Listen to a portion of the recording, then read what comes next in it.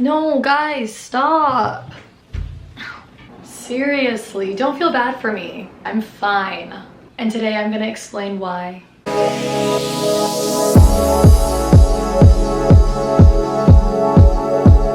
But seriously, like, how many people do you know who can say that they've gone to every college that they ever applied for? I just feel like it's so incredible how unique and interesting my life is. Some call it luck, I just call it being me.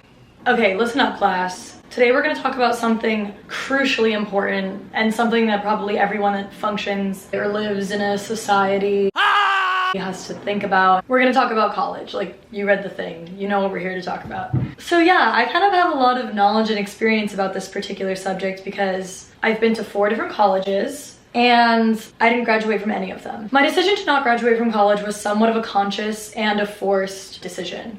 And I'm going to, I swear to God, actually give good advice. So don't ever say I never did anything nice for you. Okay, that's why I'm here. It's for you, not for me. I already know that I don't want to fucking graduate from college, but you don't know. Look, you really need me more than I need you in this situation. First, let's talk about what my expectations were for college and what I thought about college before I even ever went. So I come from a family of nerds across the board. Like, my dad went to Yale and he went to Harvard Law School, and then 2 of my brothers went to Harvard, and then I have like 7 other siblings, or I don't know, who all went to prestigious colleges. I kind of just felt like the stupid one, if you know what I mean. And I had a misogynistic father, so like, what's a girl to do? Growing up, I never really saw myself in any particular career. Like, I never really dreamed. I never thought I was gonna be a doctor or a lawyer or like a movie star. When people asked me what I wanted to be when I grew up, I just said I wanted to be a waitress or a hairdresser. Like, my sights were so low.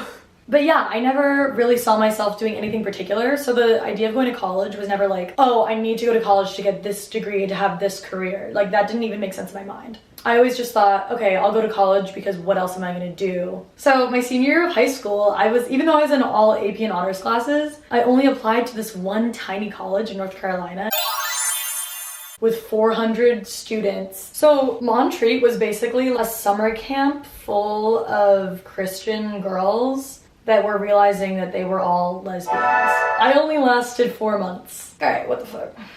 So I left Montreat and I moved back to Boston. So then I went to community college for a semester, which makes college number 2.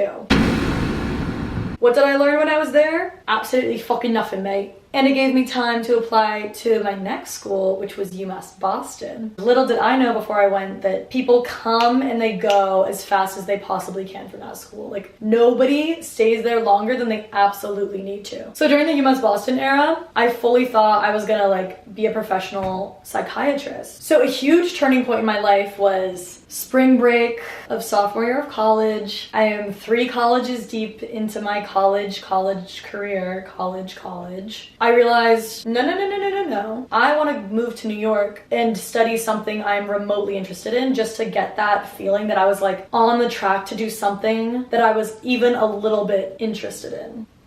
It had to be something that I could fully afford myself without the help of my parents or loans. So my parents were like, fashion school? You'll never get a career out of that, Carolyn. That's a joke. Plus, you'll never be able to afford it because we're not gonna help you. And I was like, haha, I'll just work as a nanny for 2 years in New York, and so I can eventually say that I'm a New York citizen and eventually get resident. Oh, I have my ways. I'm crafty. So FIT was a huge turning point for me because I switched my thinking from what's the career that I would possibly be able to do and not fail at, or just like anything I could literally be capable of doing. And I switched it to what's the career I would hate the least. There was no career that I genuinely wanted to do. Like, I didn't dream of labor. Yeah, and the fashion industry just sounds fun. It really lures you in. Like, you hear the cameras clicking, you see the celebrities in your mind. But the reality of FIT was not that glamorous. So what I soon realized about most jobs in the fashion industry is that it's not all design, glamour, runway shows. For the most part, I was studying fashion business, and the majority of jobs in the fashion business industry are just like trying to decide which 5 out of 30 white blouse silhouettes Miranda in Ohio is most interested in purchasing. And mind you, my internships were probably the most like creative, interesting thing that I could think of to do. Because for the most part, everyone that like works for creative people, it's not actually fun or interesting. It's like super tedious. Like I might as well have been a delivery man. Let's dive a little bit deeper into what it was like to actually attend the Fashion Institute of Technology. Because it sounds so cute and so glamorous, but let me tell you, first of all, if you're too intimidated to go to FIT and you feel like everyone's gonna be cooler than you, just don't be. They're not that cool. Like the design students are terrifying, don't get me wrong, but the business students. Second of all, I don't even know if you can consider FIT to be like a real school. I don't think I ever really did any homework or studied at all.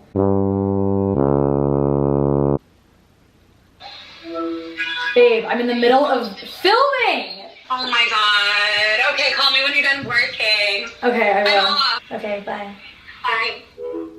For 3 years, I was back and forth at FIT. I would go for a semester, then I would drop out for a semester, then I would go for a semester, then I would drop out, then I would go, because I couldn't really afford it. And all the while, I thought, oh, as soon as I get in-state tuition, everything will be fine and I'll be able to afford this place. Unfortunately for me, I actually got rejected for in-state tuition. And I was basically forced to make the decision that like, either I was gonna spend another 2 years working my ass off in order to pay to do other work, or I could just figure it out on my own. Oh my god, and the finish line was so foggy, it was so far out of sight. I had already got my associate's degree because FIT forces you to get your associate's degree before getting your bachelor's degree. I had another 2 years left to get my bachelor's degree after I'd already been going to college for 5 years. $30,000 down the tank, and I was just like, for what?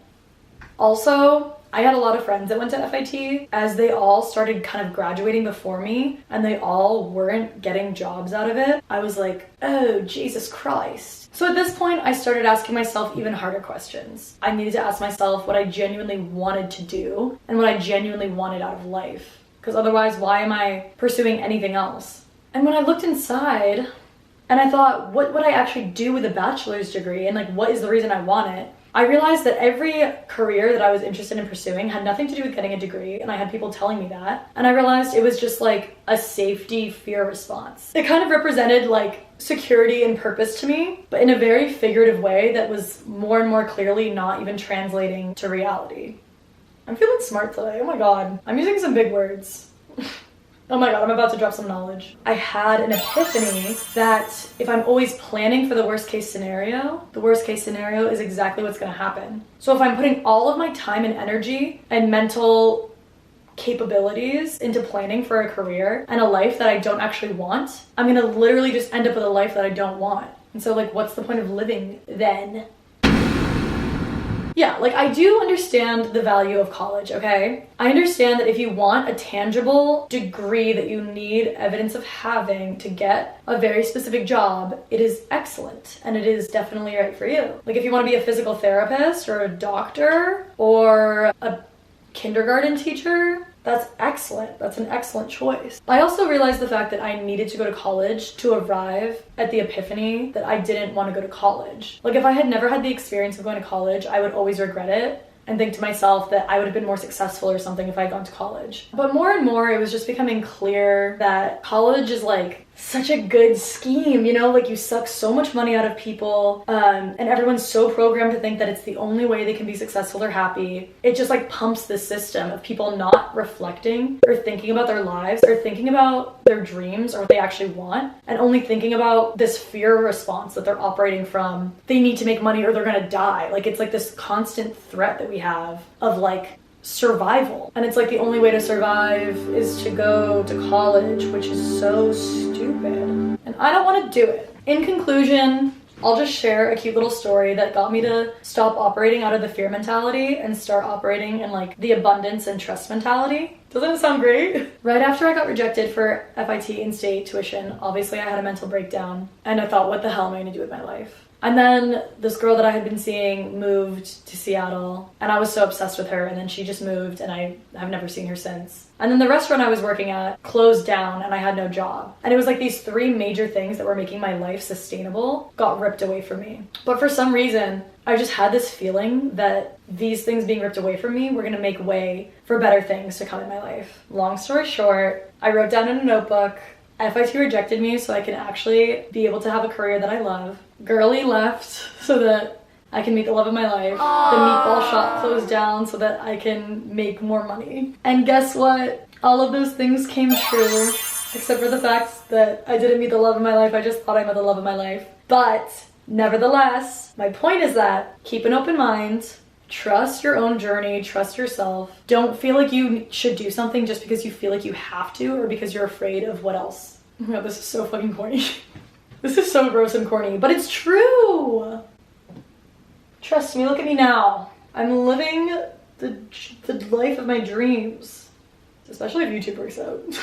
If I can actually be successful at this, then like, you'll know that you can actually take my advice. That's all I have to say. I hope you guys found at least some of this useful and hopefully a little entertaining. Thank you so much for watching. Thanks for listening to me. I'll see you next Sunday with a new video. Catch you on the flippity flop.